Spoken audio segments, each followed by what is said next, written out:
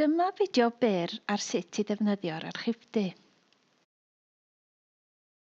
Mae'r Brifysgol yn gartref i nifer o gasgliadau archifol a llawysgrifau prin. Mae'r rhain yn agored i bawb, myfyrwyr, staff a'r cyhoedd. Mae modd cael mynediad i'r archifdy o'r quad allanol ym mhrif adeilad y Brifysgol.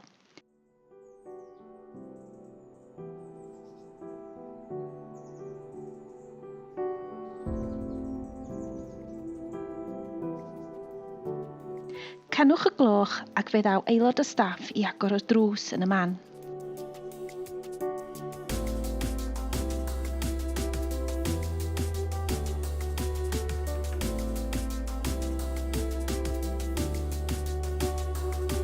Mae defnyddwyr sydd wedi cofrestru yn gallu defnyddio'r archifdy heb wneud y pwyntiad o flaen llaw, ond bydd angen arwyddo'r cofrestr ar bob ymweliad.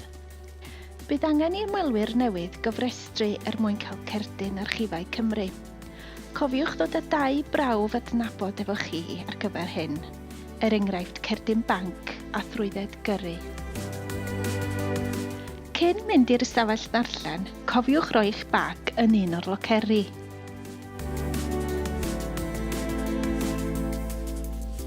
Mae modd pori drwy'n catalogau papur yma a defnyddio ein catalog ar-lein.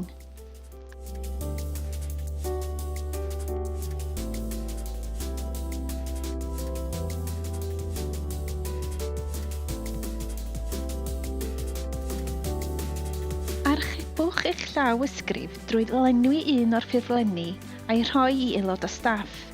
Bydd yr eitem a archibwyd ar gael mewn ychydig funudau.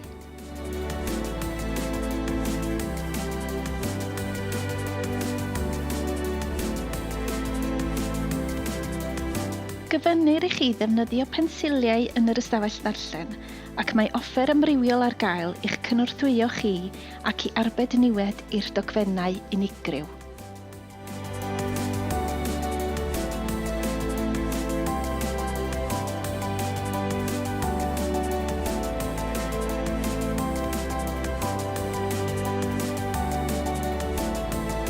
Mae'n syniad da edrych ar ein gwefan cyn ymweld â'r archifdy. Mae'n llawn gwybodaeth ddefnyddiol ac mae modd gwirio ein horiau agor yma hefyd.